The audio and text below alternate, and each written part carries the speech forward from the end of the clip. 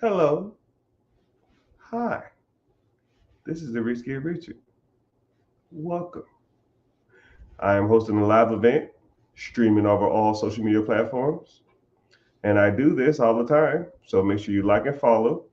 Turn on your notifications. You can ask me any kind of question that you want to. So you can get notifications wherever you are, whatever platform you prefer to use, right? Because I think I'm gonna be streaming on Facebook, YouTube, Twitter, Twitch, which I never get any people there, and Instagram, 2 accounts, Facebook, 2 accounts, and on TikTok. So yeah, um, I do this randomly because it's easier to talk to a whole bunch of people at once instead of going to different social media platforms.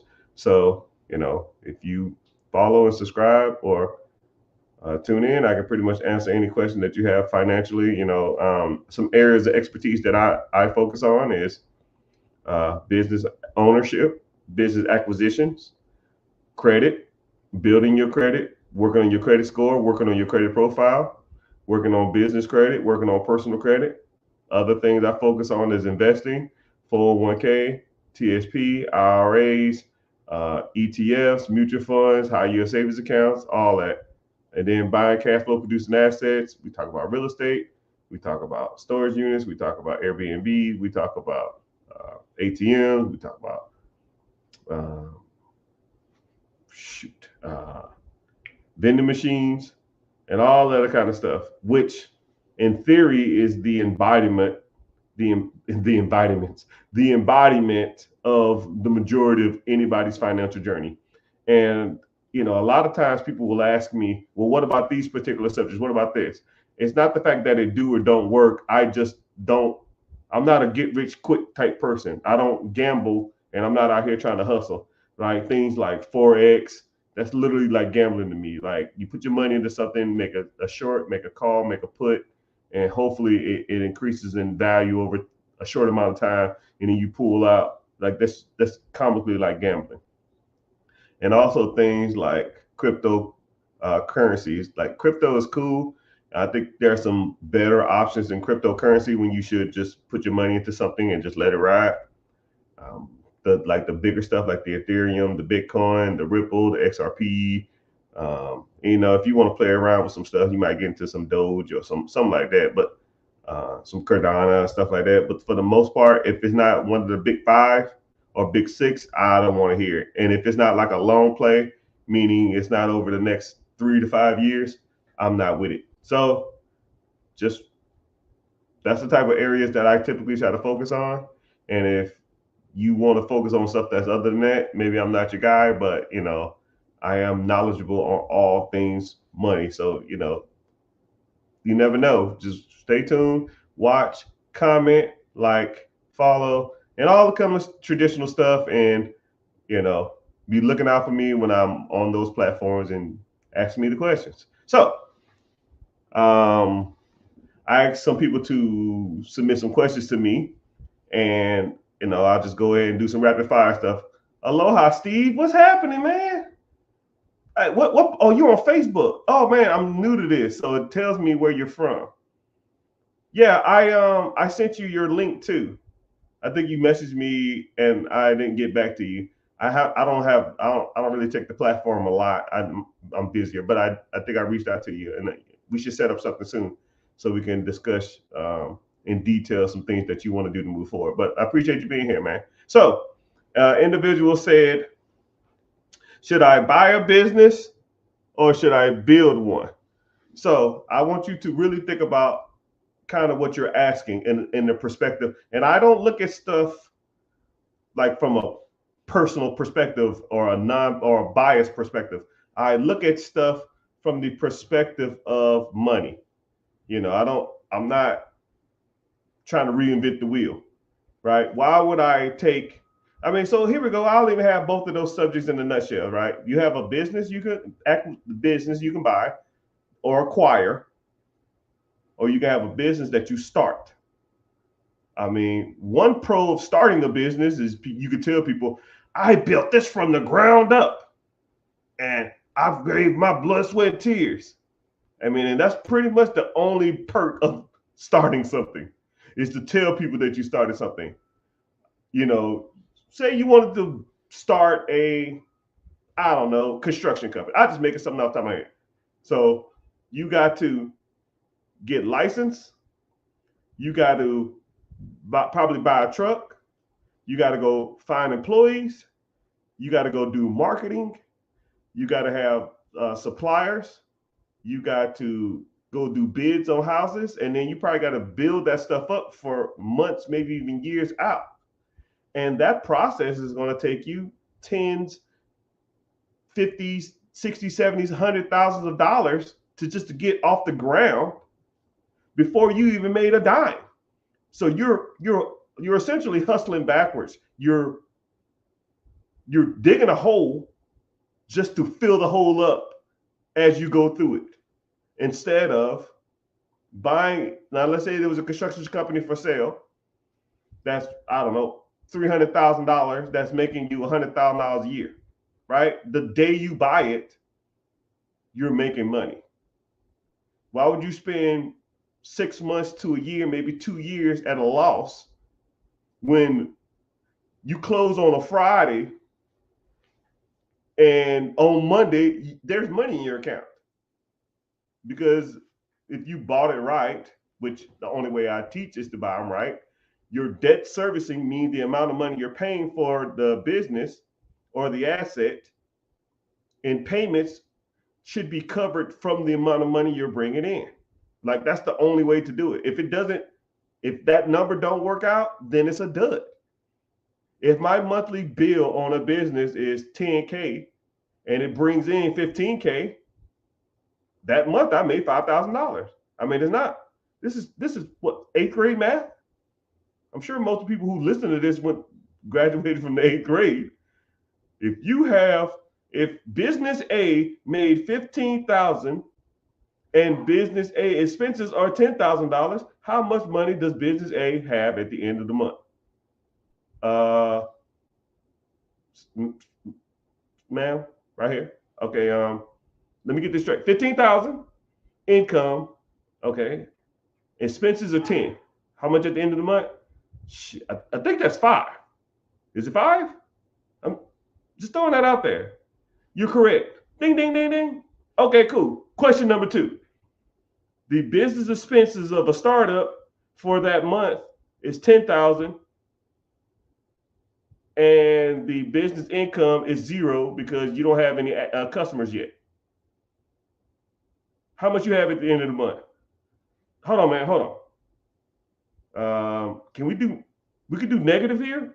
Yeah, of course you could do negative. Okay, cool. I'm just checking, because that number doesn't make sense, because you really can't take something away from nothing, because you ain't bringing no money in, so you can't add to nothing. Okay. So what's the answer, Richard? Negative 10,000? Yeah, negative 10,000. You lost $10,000 that month. Yes.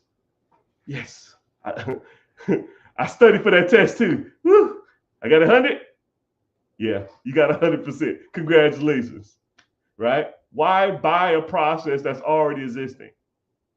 Only perk to owning something, to starting something, is to tell people that you started it. I built this brick by brick. I built this from the ground up. I've been working like a dog. Shut the fuck up with that shit. I don't care.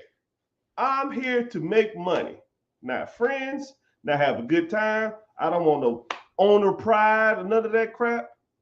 Right? I think I take more pride in something that makes money than something that doesn't. Think about that. Would you rather say, yo, man, I got a startup. I built this from the ground up. We in the beginning stage now. We're not positive cash flow yet. However, I'm working diligently and really hard to get there. Or so, yo, man, yeah, I bought this, I don't know, gas station. It made 10 I bought it for the payment on it 10,000, and I made $15,000 a month. People gonna look at you like, you can do that? I say, yeah, a lot of people do that. I say, wow, that's smart. William P., I see you. YouTube checking in. I appreciate you. I don't never really get a lot of people from YouTube, but I thank you for being here. Go ahead and ask questions, man. Odette, the dog whisperer, I see you. So, got a question here. I live in a house for 2 years, rented out for 8 years. Do I 1031 exchange? Okay, so 1031.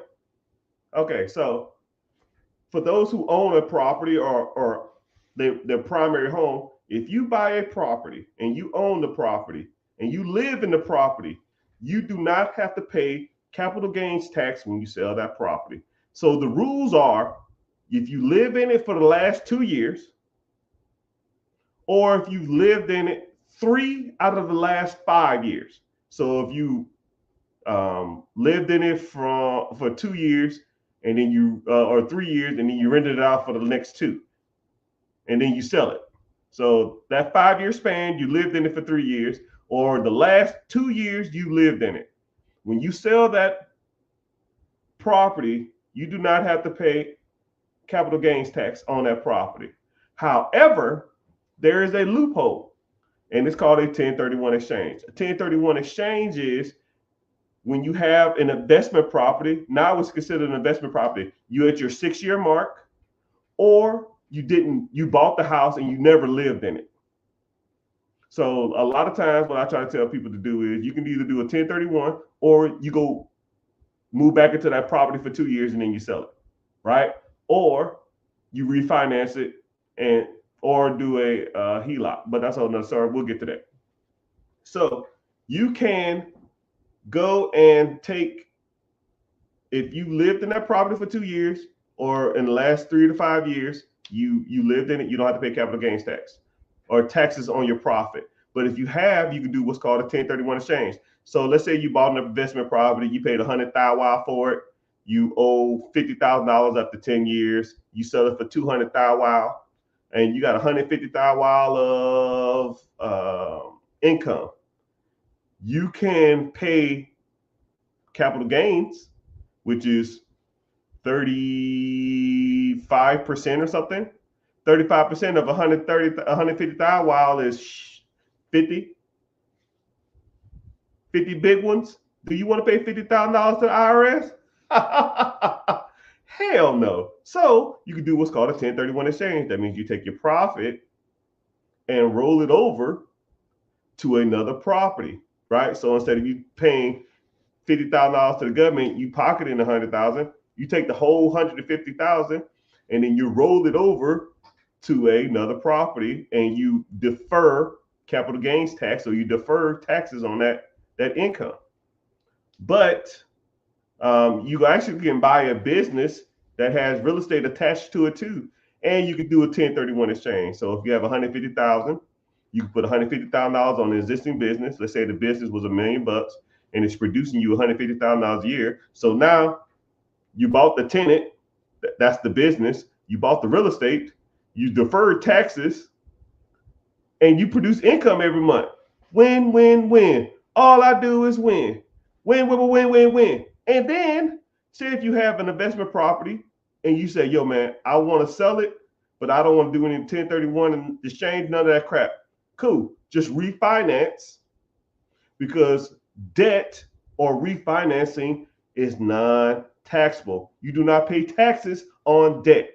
So if you owe $50,000, it's worth $200,000, you go to the bank and you say, yo, I need a loan for 70%, 75% loan to value. 75% loan to value is what, $120 or something? They're gonna give you a loan on $120. You have $30,000 worth of equity. They pay off the 50 you owe. You got a new loan at 120, and you keep the difference, which is $70,000. No capital gains tax, and then you still got $30,000 worth of equity in the property. Win, win, win, win. That's how we do it, people. But there's multiple ways to skin that cat. It just depends on you and the circumstance. But I'm a advocate of long buy and hold. Okay? Long buy and hold. So if you buy a property, either refinance it or 1030, don't never really sell. Just keep the equity in the property, even though equity is dead money. Just keep it in the property, and or either refinance or take a HELOC out on it and then use that to buy more property. Even though HELOCs is the same thing. HELOCs is debt, so you can't be taxed on debt. So kind of the same thing. But that's a good question, sir. I hope I answered it.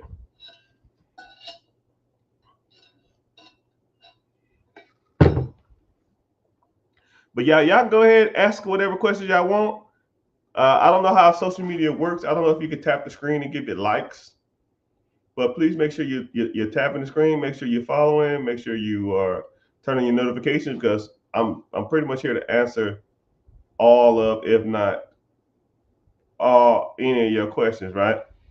But I'll give a quick commercial break, I guess. I do offer a free webinar that talks about buying cash flow producing assets, fixing your credit, buying real estate, investing, and all that kind of stuff like that. The link's in the bio, wherever the hell you are, on all social media platforms. Just click the link, sign up for the free class. It starts at 9 p.m. Eastern Standard Time, which is about an hour and 50 minutes.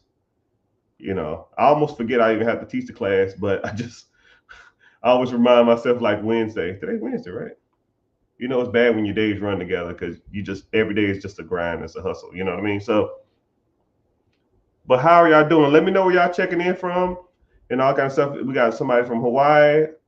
Dad, where you at now, man? I know you travel everywhere.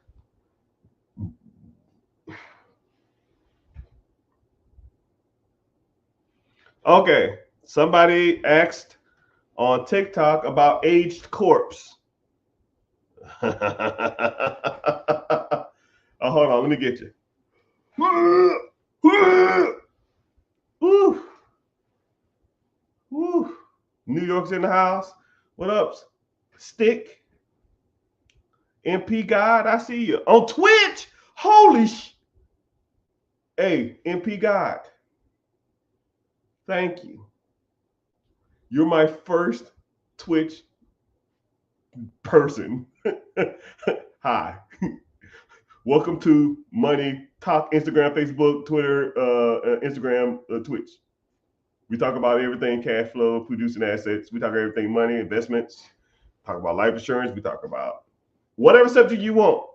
I'm here to answer questions. I always try to come on, especially on Wednesdays. I come on Wednesdays because I know I got to teach the class. So I got to get my brain warmed up to like talk to people. So, but thank you, man. I appreciate you being here. You're probably the only person in the room there. I didn't think anybody would watch. But however, sorry. Somebody wanted me to explain the whole Chef Corp thing. Whew, you're gonna get me hot and bothered, brother.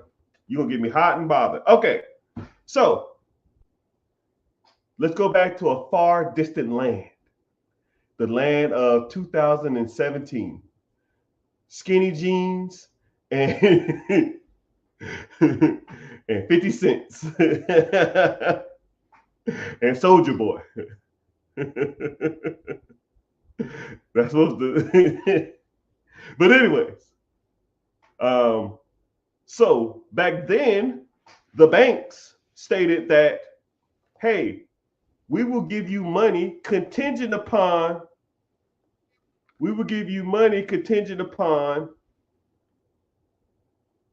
how old your corporation is. So when younger people would try to go for business funding, the business would say, hey, this LLC, S Corp, C Corp has been established for only a month, 2 months, 5 months, 6 months. Like, we're not going to give you any money. You're not trustworthy, right? So people went and got aged corps, aged LLCs, aged C Corps, aged S Corps, and that type of stuff. Or shelf corps. They just set them on the shelf, and they're like, somebody probably passed away and it's been passing down the family generation to generation, and then somebody just sells it, and then you become the registered agent of that S Corp, and now you have a business that's technically years, 10, 15, 20 years old. Okay. So banks was like, okay, your business is 10 years old. You don't have any money coming in, but screw it. You have a 10-year-old business. 15-year-old business. So they gave them the bag or gave them the money.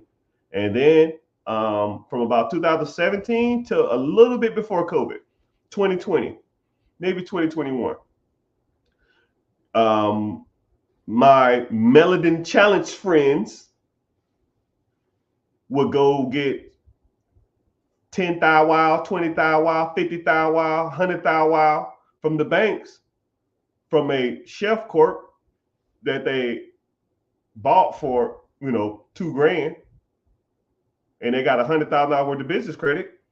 Go max that shit out, buying bull stool like Gucci, Louis, Prada. You shouldn't be buying none of that Hellcats and other dumb stuff that ain't making no money. They can't pay the bill because $100,000 line of credit, that payment is 15 hondos. They can't make the payment. They default. The bank's out of $100,000 just because you did a $2,000 play. And now the banks got hip to that shit. And it's like, yo, we're done with that. We are done with the Chef Corp game. We're not giving these mother cluckers no more money. From here on out, I don't care how long. And then it went to like, let's go to Dun and Bradstreet and let them build trade lines. And through the trade lines, if they can pay their trade lines on time, then we'll give them lines of credit through the business. But Dun and Bradstreet wasn't reporting their NAV scores. They wasn't reporting their net 30s, net 60s, net 90s to and getting their Dun scores and stuff like that. So people was paying on these trade lines through Uline, Granger, and all that kind of stuff like that. They wasn't reporting, so people were trying to go get business credit, and then it wasn't working. That was like real big during COVID. 2019, 2020, 2021, a little bit of 2022. So banks said, you know what? Screw it. I don't care how old your LLC is. I don't care how old your C Corp is, S Corp. I don't care. All business debt will be secured by personal credit. All. ALL. You walk into a bank, I don't give a shit if your Age Corp was owned by Mahatma Gandhi. You're going to have to secure that damn debt with your own personal credit. Because now what they're looking at is, can you pay your bills on time? I don't give a shit. So now let's think about it, which actually makes more sense. You got two people. This corporation is 50 years old. This corporation is a month old. This person with the 50-year-old business has a 400 credit score. Two charge-offs, two delinquencies, a bankruptcy, and a repossession. But his business is 50 years old. This guy has an 800 credit score, $30,000 worth of personal credit, no debt, a house, no payments, and an 800 credit score. Now, who would you want to loan money to?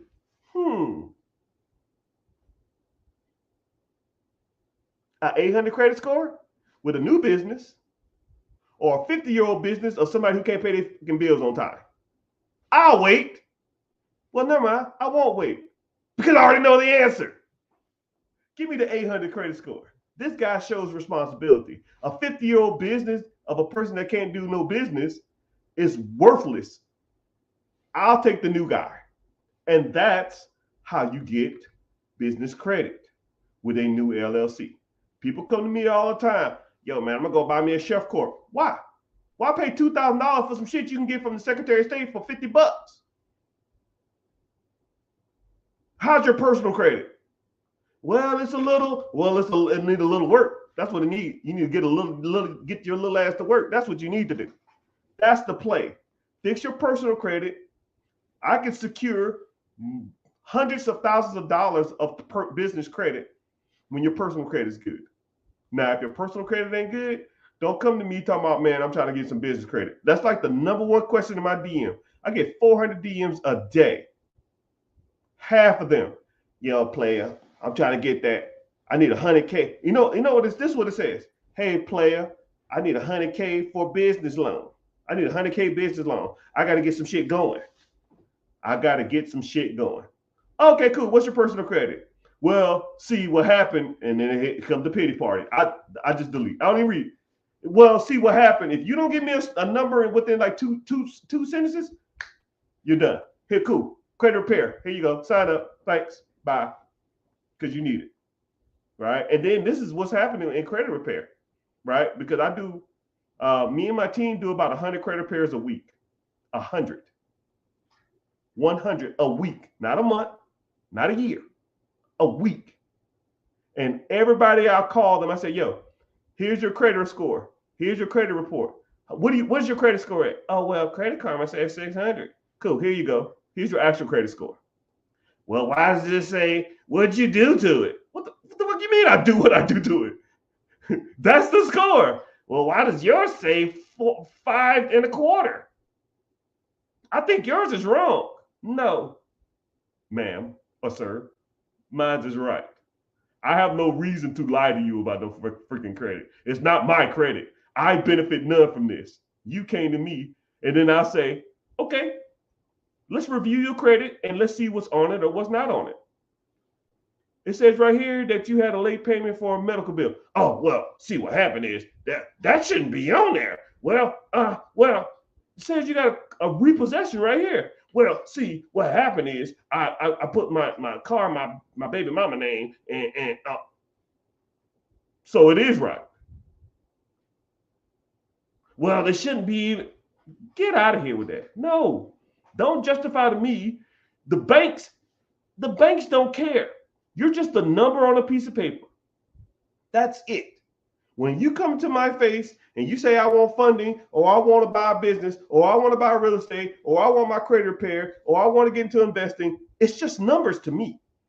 There's no bias. You don't have to sell me. You don't have to press me, right? I've seen people with hundreds of millions of dollars, and I've seen people with $300,000 worth of credit card debt, right? I don't shun. I don't discriminate. I don't hate. You are just a number. It's just a number. It's just numbers to me. That's it. Don't care. So one or two things going to happen. You can sit here and keep playing the blame game, or we can get to work and come up with plans to get rid of this freaking debt and get this bullshit off your credit and get these utilization down, and then get your hard inquiries off. Because at the end of the day, they're there, regardless of who put them there or how it's got there. Don't care. Let's take care of this shit. Well, see what happened. No. We're done with the excuses. I don't give a shit. Right? No pity parties, right? I should get a t-shirt that says no pity parties, because I don't want to hear it. People send me DMs and stuff. Dude, I've seen DMs, I swear to you, was longer than the Notebook. I've seen DMs longer than damn Harry Potter, chapters 1 and 2. I'm like, yo, bro, you don't have to sell me. I don't care. I don't care. I'm not reading all this. What do you need to do? Okay? I don't know if I answered your question, Mr. Chef Corp, but I kind of did. All right. Sorry about that. I'm on a rant.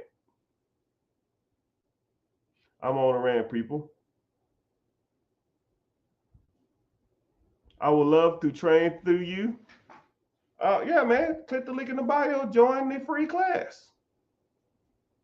I got a free class coming up in about an hour and a half. But so for those who are on this social media site that I'm pointing to, that's not the people right here, make sure you tapping the screen. Your price of admission for 15 seconds is just tapping the screen. Michael P. Jordan, what's happening? Michael, you the only one on Twitch? Hey, are you the only one in there? I appreciate you being here, though. Someone asks, how do I get up not paying $12K in back taxes? Great question. Here at Perelman and Associates, where our tax service is top tier, what we would do is, where do I sign up? Or if you're on Facebook, I don't know what Facebook page you're on, but just click the link in the bio or click out of this, and then it'll say like therichgetrichard.com, or go to Instagram. It's the rich. You have to go HTTPS backslash black chat. I can't even say that. Dot backslash black chat. TheRichGetRicher.com, or just click the link in the bio. Class starts in an hour and a half. Thank you for your time. No, thank you, Cooper. Hanging with Mr. Cooper. How do you get out of not paying taxes?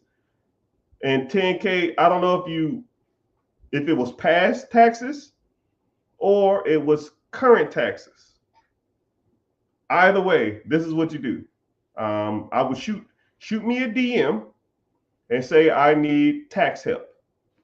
And I'll say, well, shoot, I hate working for free. Nobody should work for free, right? Anybody who signs up through me, anyone who goes through the free class and wants me to be their coach and their mentee, I review all your taxes for free, right? I've seen people who owed money, and after we review their taxes, they end up getting money back. We can get you an audit in your favor.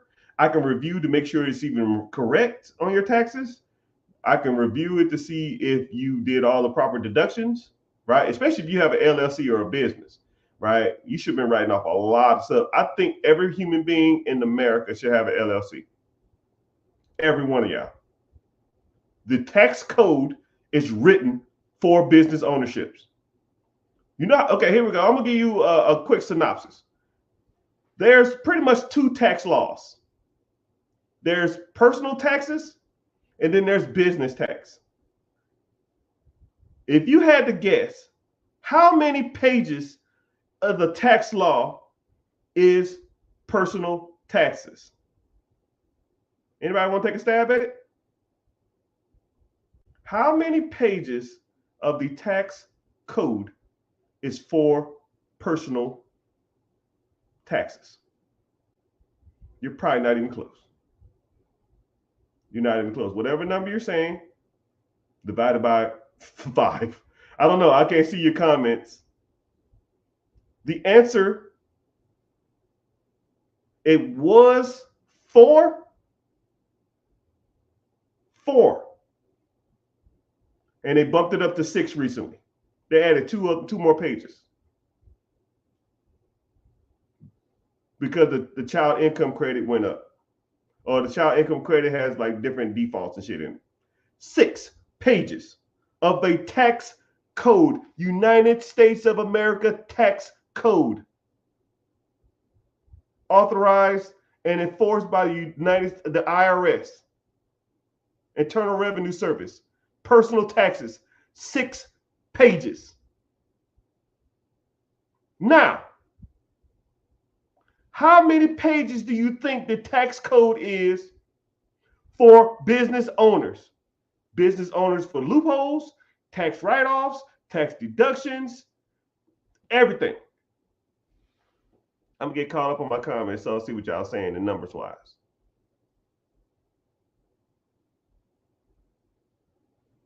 Someone said 5,000 pages for personal taxes. No, it's 6. Business tax code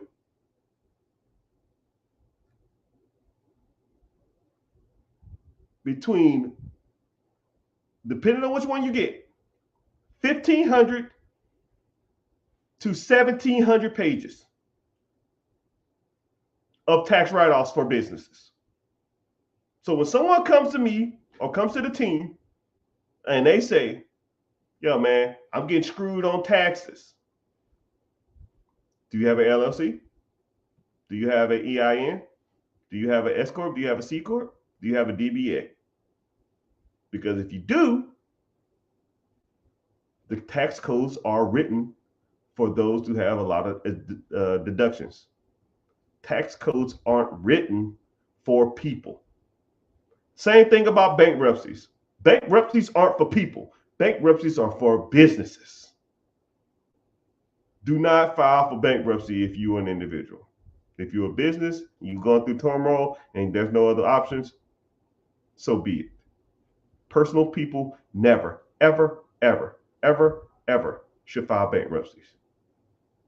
People come to me and say, oh, I got a bankruptcy. That shit's like they're trying to like hit Thanos in the face with when he got all the six Infinity Stones. It ain't happening. He's inevitable. That's just on your credit for 6 years.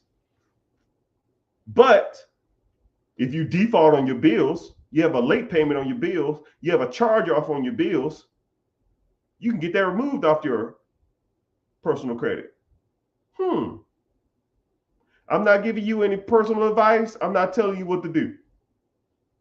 But if a bankruptcy stays on your damn credit, and then if you don't pay your bill, it goes to collections, and then the collection goes to a charge off, and then the charge off gets closed, and you have a whole bunch of late payments. This is the process. You have late payments, then it goes to collections, and then the original creditor charges it off, goes to a creditor. The creditor can't collect the debt. They close the account. So now you got late payments, a collection, and a charge off, which due to the Fair Care Act and the FTC, Federal Trade Commission, denies you accessibility to credit, which is a federal offense. You can remove that in 2 months. But that repossession of that bankruptcy, you can't get off your credit. It still stays on there. So which one would you rather do? Now, I'm not giving you advice. I'm just saying which one makes more sense. Say word. Word. All right. I hope I answered your question, Mr. Tax Guy. Yeah, you need to I hate working for free, but I'm being generous. Shoot me a DM and say I need tax help. Shoot me your email. I'm feeling generous today. I'm in a good mood. That only goes to him too. Anybody else I'm gonna block you. But thank y'all for being here, Mr. Stick, Haitian. What's happening? MP God, Summer Seasons. La la la la la la la la la la la. Summer Seasons. Ah. Thank you for your time. No, thank you. I have 250,000. Wow. Brother, you rich and don't even know it. 250,000. Oh my goodness, man. Why y'all be sitting on so much money like that? I get more than like 5K in my account, and I put it to work. I'm just like, yo, this it's dead money. For those who, okay, here we go, y'all. I'm gonna put y'all on some real game, man. Right?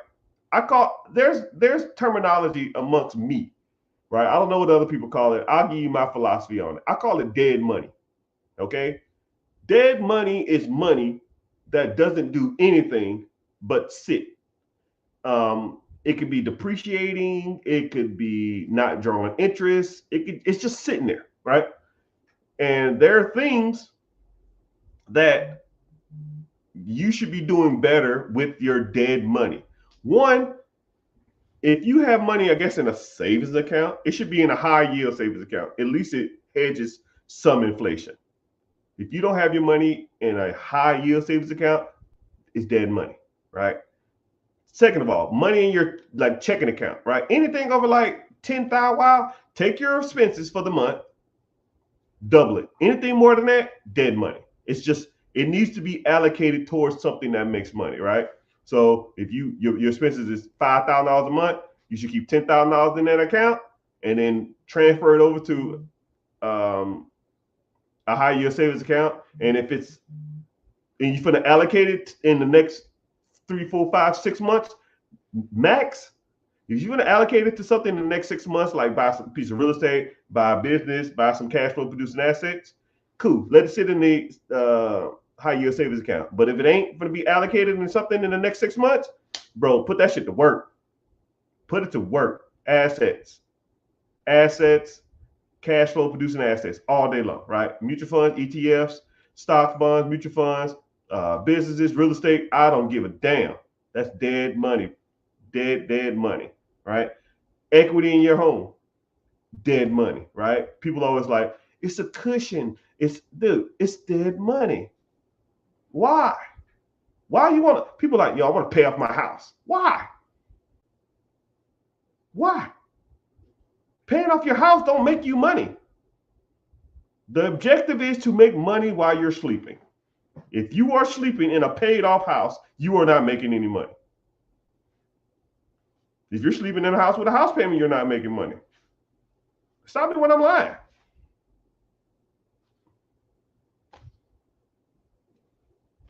Right? If your objective is to pay off your house, you can't access that money until you die or sell it or refinance. Let's say you bought a house at 30, you 60, your house is paid off.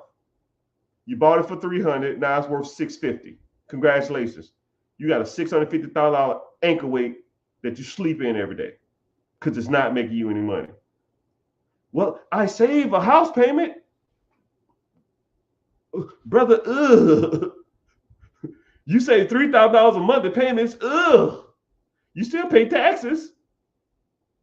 You still pay insurance. You still have a payment. Oh, it's not as much. Let's say if you put that equity of that $600,000 into the stock market, and it's drawing you on average 10.1% over the next year. 600,000, wow, 10%, $650,000 over at 10% is $65,000 or $5,000 a month. Would you want a paid off house or $5,000 coming in every month? Hey, what the fuck do I know? Right? What do I know? Right? And that's $5,000 a month, regardless of where you live. Everybody pays for where they live, right? But hey, whatever, man. You do you. And then if you started the same process when you was 40 instead of 60, then you really would have been better off. Or if you put the $600,000 down on a $3 million apartment complex that produces you $400,000 a year. Oh. And then now you're making $30,000 a month. How about that? But hey, what do I know? Brother, ew. Memphis in the house, California, Chicago, Pearl Harbor, Hawaii. What's good? Greenwood, South Carolina. I'm in a small fortune in South Carolina. I just retired out of MacDill. Yes, sir. Me too, sir. What was you, Army, Marines, Navy? It looked like you was Air Force. Sorry to hear that. Nah, Air Force is the best branch. Idea for investing in a facility for pickleball.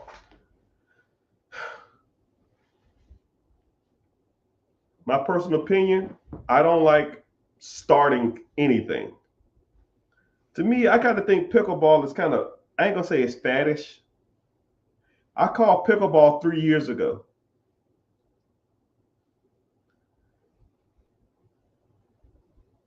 But if there was a pickleball facility that's already operating, then maybe. But do I want to buy something and don't have a proof of concept, don't have the marketing, don't have the network, don't have the people, don't have the resources to start something and hopefully it works out? That ain't my stick, man. That ain't it. To me, it financially doesn't make sense to buy a facility. This ain't the field of dreams. I don't build anything and hope people come, right? People should already be there spending their money. Damn, that was a good analogy. Somebody should have been recording that one. You can have that one. What is the minimal credit profile score when seeking business funding? Great question, my brother. Sorry to bother you. Nah, you good, man.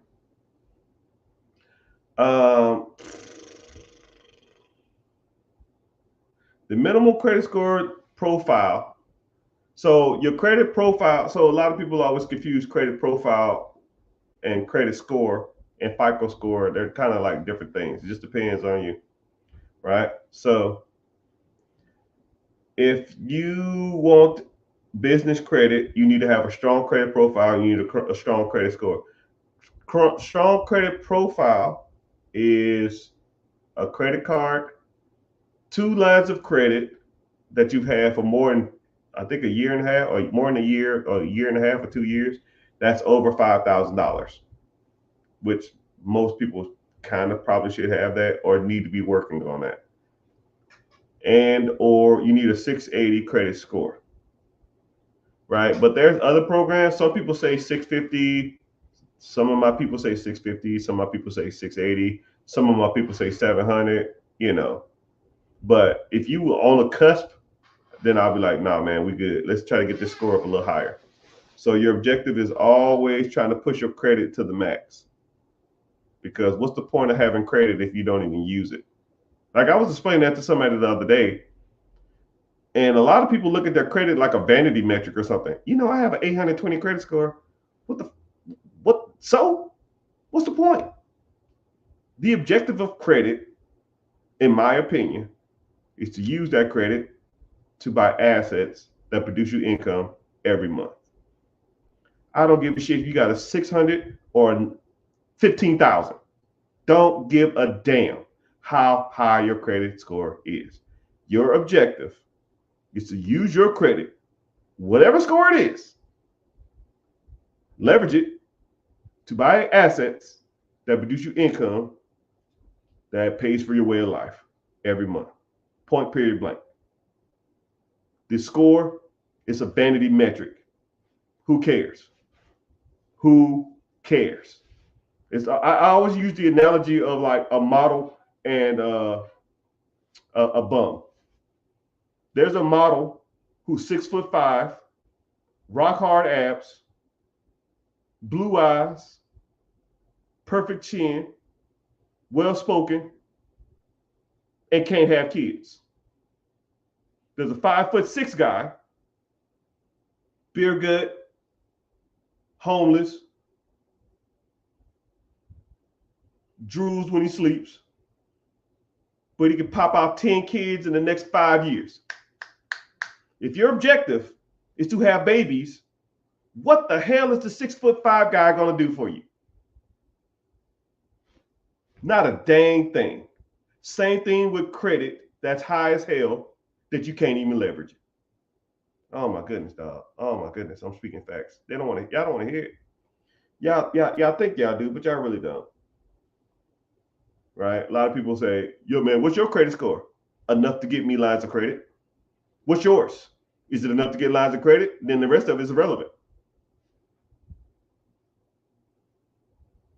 The rest of that shit's irrelevant. 680 should be everybody's minimum. 680 can qualify you for majority of, or if not every loan package, program, funding, credit, line of credit there is out there. You want a car, you want a Sprinter van, you want an American Express card, you want a Chase Platinum, you want a whatever you want. 680 majority of times can get you there, right? There might be some random ones here and there that might have like some net worth requirements or some income requirements, but the credit score is what you need to be focused on, right? That's 99% of all 99% of all businesses. Oh, not all things are 680. Okay. So I don't know if that answers your question, but I appreciate you asking. Freddie Cruz. How you doing, brother? I low-key miss you, man. You come back to the States, come holler at me. Show you how us ballers do it.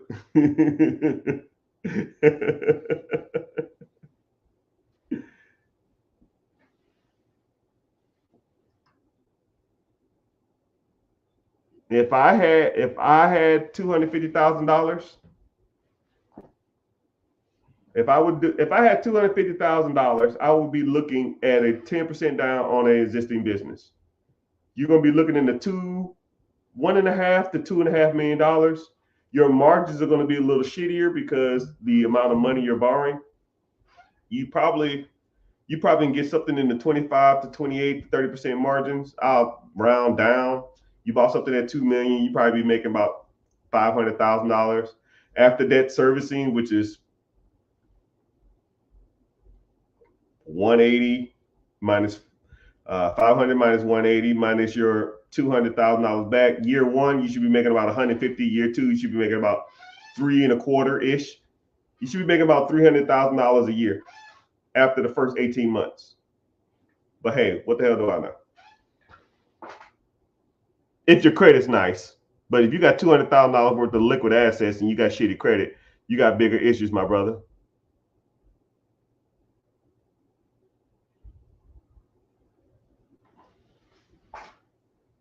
Folks preach business credit, then once you buy from them, they have personal credit card stuck you. Yeah, I guess. I kind of don't understand what you're trying to say, but yeah. I almost got scammed by your fake account. All right, y'all. These people in these damn fake accounts is killing me, man. I get a DM every like 5 people say, "Yo, man, is this the real you?" Because I got scammed. I almost got scammed. I'm just like, oh my goodness, dog. My goodness. Like the scammers be real, man. Right? So I'm gonna tell y'all something. If it's not me, right? Like only thing I offer, and I do it like this for a reason. Only thing I offer is a webinar because I don't do stuff over the phone. I don't do stuff via email. I don't do stuff via text. I for damn sure don't do anything via Telegram or whatever the hell it is. So it's easier for me to, if I want to do something with you, I physically see you, right? If it ain't that, it ain't me. So don't ever send anybody any money, and I'm never gonna DM you, right? I don't have that kind of time. Some people might, I don't. I'm not gonna be sitting there, hey brother, what's happening? I do send you random text messages saying like, yo, I got a free class, come to the free class. That's it. That's all I'm gonna ever offer you. It's the free class. Because I can physically see your faces and we can kind of go from there. So no, that ain't me. What's the sole proprietorship? Oh, brother, you need to get in the class, man.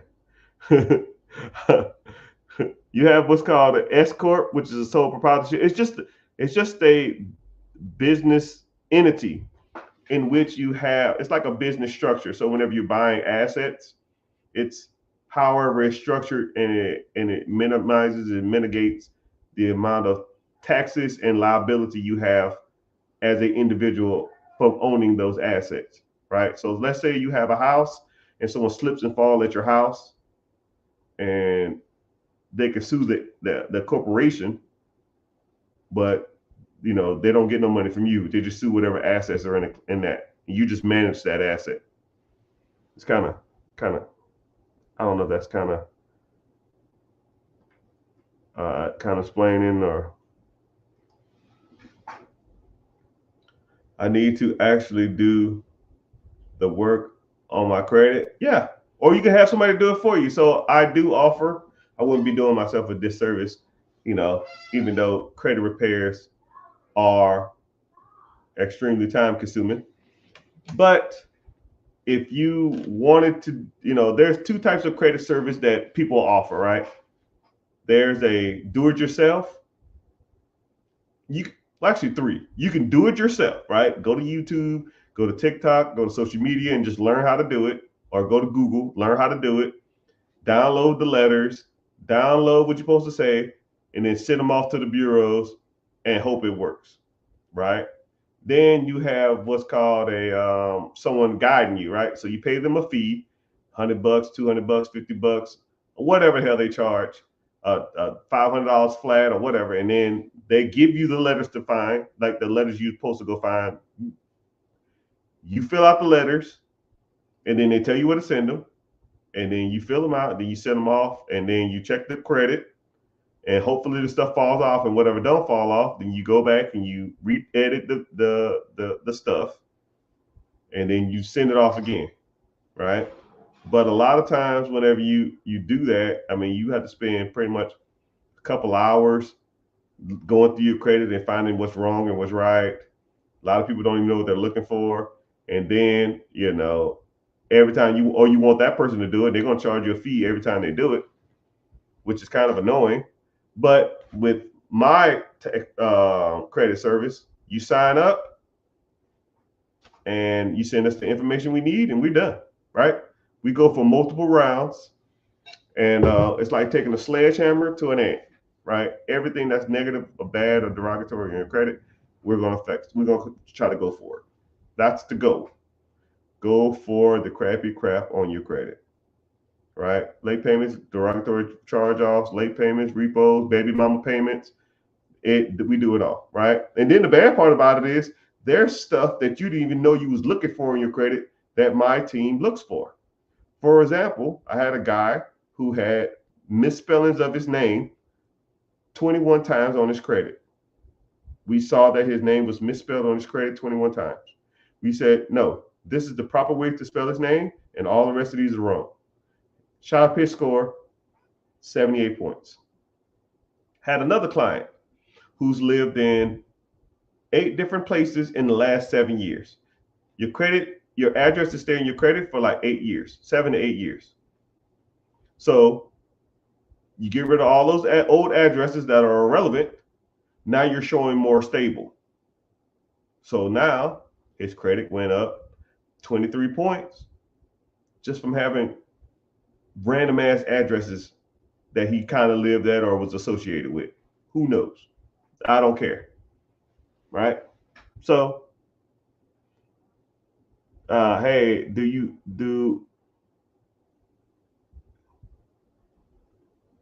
No, I don't. Just come to the class, and if you miss it, I try to offer the class every week, right? Until I get tired or until I don't want to do it no more. I have weeks when I say, "Yo, man, I think I'm done with this," but I'm not even gonna lie to you. I don't even know how to turn it off. It just automatically starts it on its own, and then people already signed up, and I was like, "Shit, okay, I guess I'll do it." Right? You'd be surprised. People have missed the class, and then the class is over, and then I go like refresh the page, and it's already like 3 people signed up for the next class. I'm like, "How the hell y'all signed up for a class? It's the same class. Why you signed up again?" I don't know, man. But it can be frustrating dealing with so many people and so many personalities. But just come to the class. I try to offer it every week. But one day I told myself I'm gonna get rid of it because it's just a pain in the butt to do it. Can I get funding for a $1.5 million business? Credit great. Yeah. So there's 3 basic programs for SBA. So you have, well, actually 4. SBA, I call it SBA flat or SBA general. Then you have what's called SBA express, anything under $250,000. SBA general, anything under $350,000. SBA express, you can get one of those in like 4 weeks. Then you have an SBA 7A, $350,000 to $5 million. You need a 680 credit score. All these you need a 680 credit score, 10% down payment, sometimes 5%, sometimes 2.5% down. But we always shoot for 10% down. 680 credit score and some knowledge on business owning, business management, or knowledge on that particular subject, right? And or you can hire the owner as a consultant for the business. So if you want to buy a business and you don't know how to run, let's say it's a taco stand. I don't fucking know. Let's say it's a taco stand. You don't know nothing about tacos, right? You can hire the previous owner as a consultant for the business. He works there. He works for you. You pay him $1,000 a month. Your income goes from like what 150 to like whatever $12,000 less is 138. You have a consultant that you can call on and help, he or she can help you manage the business, right? And they can walk you through any problem you need or have.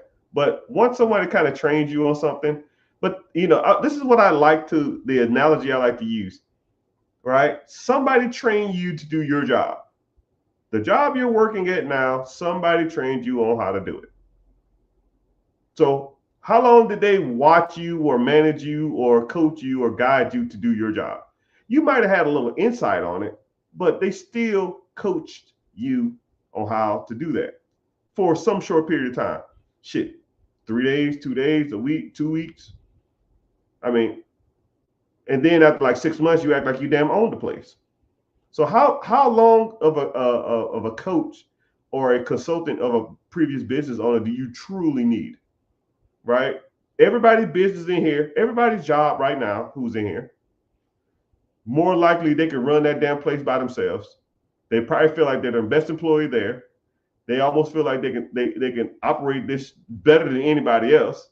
What's the difference between that and owning your own business? Only difference is you make sugar and the owner makes the owner makes the sugar and you make the shit. That's the only difference.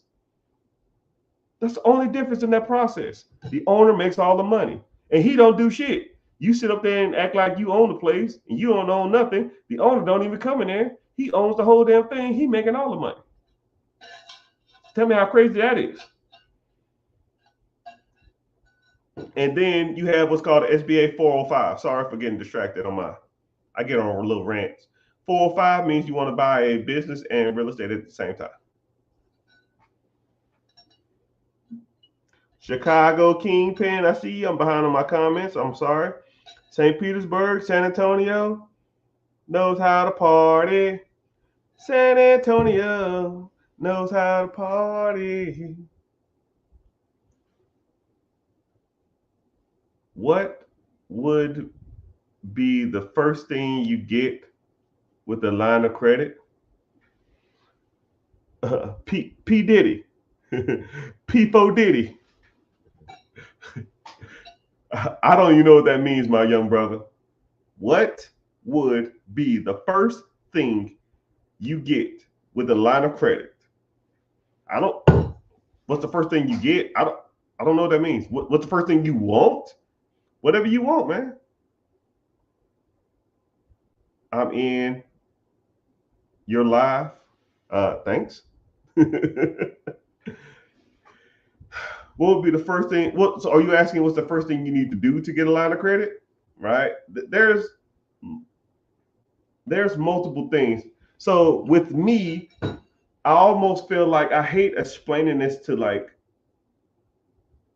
just sitting here explaining it to people, right? That's why I have coaching programs. That's why I have mentees, because I can sit there and I can pre-record a video and I can say, yo, watch this video. This is what my team looks for, right? Because once people sign up for a mentorship or want me to be their coach or want people to guide them and stuff like that, I can just point you to the right videos to watch, right? Because my team and I talk about, yo, this is what I'm looking for. This is what I need. This is, if their credit is good, go here. If their credit is not good, do this. If they don't have a business, do this. And it's just, I don't know your situation, so it's kind of hard for me to tell you what you need and what you don't need to be doing. So it just depends on you, young brother. So I'm in the live. Thanks, man. Key, you coming to the class tonight? Miss Chicago? Can I qualify for business credit just for having an LLC? You need everything attached to the LLC. You need to be showing that you're a true business. And then you need good credit too. 680 is the minimum. If you don't have 680, then we need to work on it.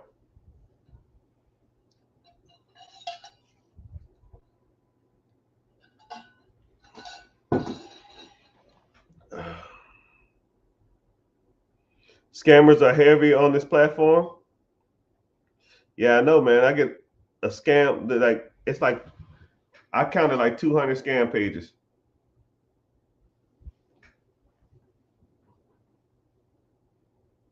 Just look at the followers. He has close to 500K. Who has 500K followers? Me?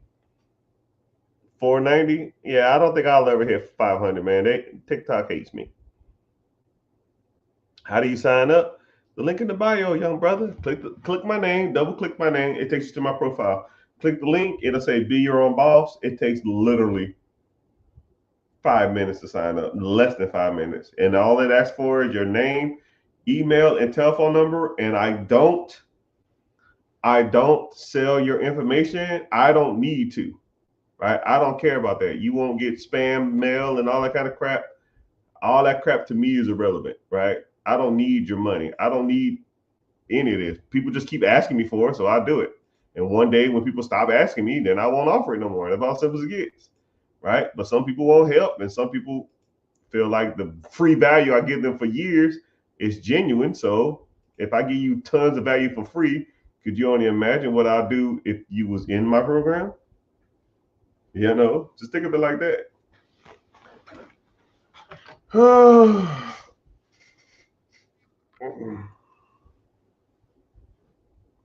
I'm gonna get off at 8 o'clock on TikTok, Twitter, all that kind of stuff. It ain't that many people in here anyway. I'm glad that y'all watching from YouTube. Oh man, more people keep popping in from YouTube. Hey YouTube guys, if you want to comment down below where you from, even in TikTok land, comment where you from. And I really need to get my rep up on YouTube, right? YouTube, they keep sending me naughty letters saying to engage more. So I'm just like, oh my goodness, or naughty emails. You thought I was teaching a different thing every day? I don't know what that means. So ambiguous, which I don't really consider the term biggest fan, but if I had like 5 people that was like the guys or girls, I think ambiguous would be comically in the top 5, right? Ambiguous was always on here. He's always engaging. He's always talkative. He's always supportive. He's never negative. But it's crazy though. I wish he'll just quit playing around and try to hurry and move forward, because it's kind of weird. I don't know what he looks like. I don't know his real name, and I would almost feel like super obligated to help him out because he's been like damn near ride or die for damn near a year, right?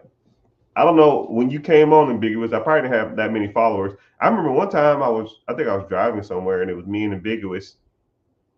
It was me, him, and like one other person, the last 2 people. I was driving like 45 minutes. I was just talking to him the whole time. Right? That's Die Hard, man. That was like a year and a half ago or something like that, man. I appreciate you being here though. Post-class details. I don't know what that means. Just come in there, man. The class is free. RCDC. Where's the link? The link in the bio. Click my name. What's up, broski? I'm doing good. Broski. It's free. And it starts in an hour. Hell, YouTube. Hey, I got 3 people in here. Hell yeah. 2 from Facebook. I got 2 Facebook accounts. So it's kind of weird how like, it's almost like my alter ego. The Rich Get Richer, I never go there.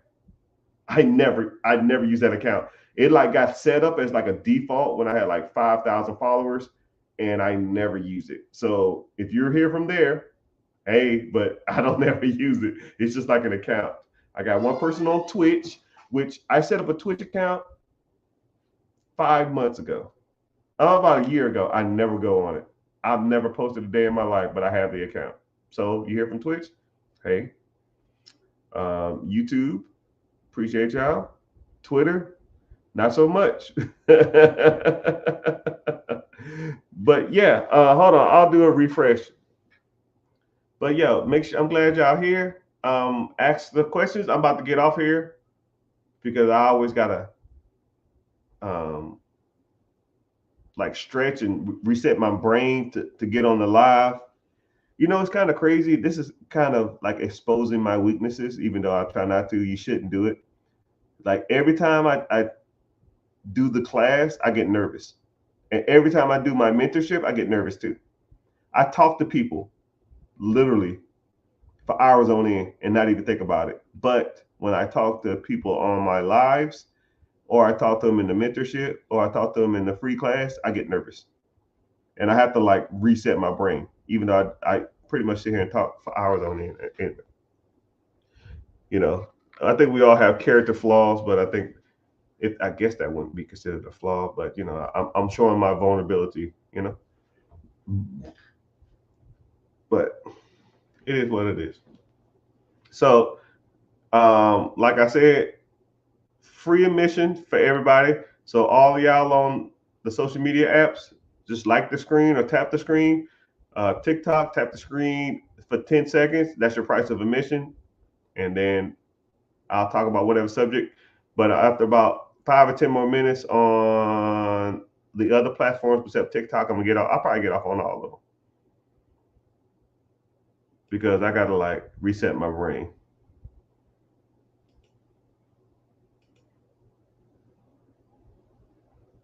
Hold on, let me see something.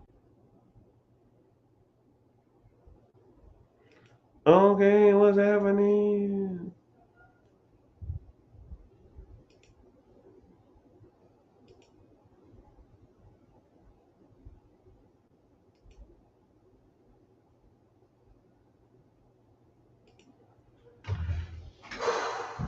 Okay. Oh, you see it? I guess no one's talking, so I guess I'll just talk about something random. Y'all have any? Nobody has any? Nobody. Okay, let's talk about something random. Okay, let's talk about. You want to talk about investing? Okay, let's talk about basic investing. Okay, everybody needs some investing. All right, rich get richer. Hey man, I don't know who posing down there with me, but hey, that's one of the accounts, man. You better get out of here. They're gonna get you, bro. So when it comes to investing, thank you, YouTube. I appreciate you. So let's talk about investing. I mean, shit. All right. So the more investment avenues you invest in, the better. I know that sounds kind of corny and cliche, but you know, it is what it is.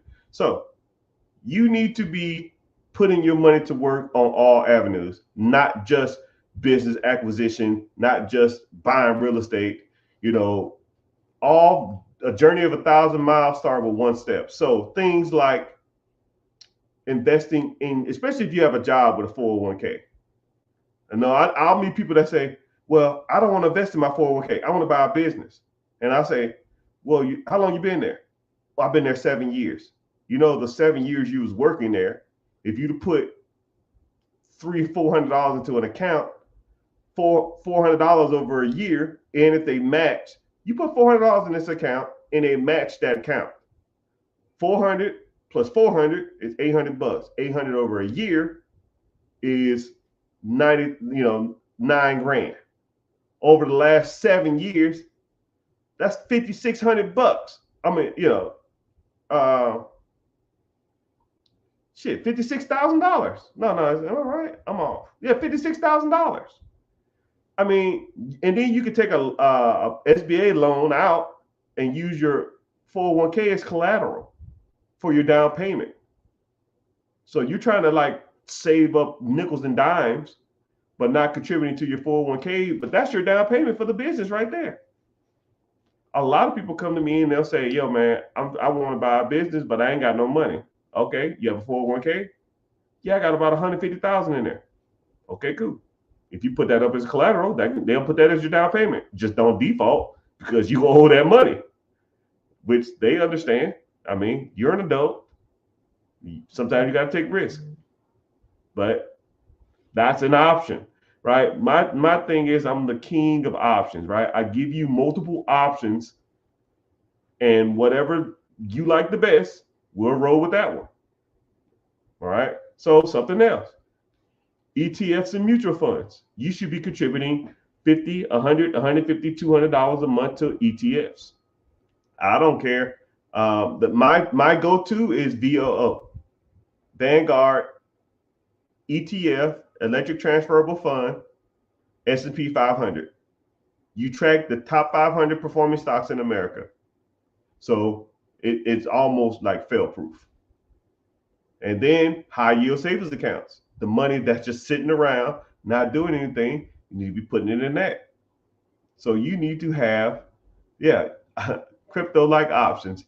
And the more assets and the more options you have, the better a bank or the SBA or the government will look at you as more of a asset instead of a liability. Because you're showing diversity, you're showing management of multiple funds, and you look like somebody who people want to do business with. You know, you got $50,000 in one account, 401k. You got $20,000 into in stocks. You got $15,000 in a high yield savings account. Those are the type of shit that people want to see. Not, hey man, I'm like, I don't know, man. I don't get it. I don't know what people think or expect. But have more than one option and have your money circulating in multiple different things.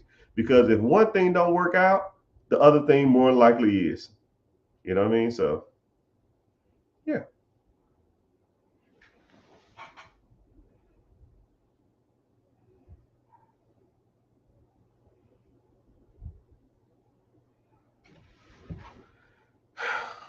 But like I said, I'm about to get off here. But I'm gonna hop back on TikTok here in about 20 minutes. About 9:30, I mean 8:30, 8:40. I'll hop back on. I gotta go reset my brain. Like I said, I'm tired. But if y'all on social media, sign up for the free class. Link in the bio. It starts in 45 minutes, actually 40 minutes. I'll see you there. You want to learn more about cash flow producing asset? Let's go. If not, oh well. Have a good one, and I'll see y'all later. Thanks y'all for tuning in. Turn your notifications on, please. Thanks.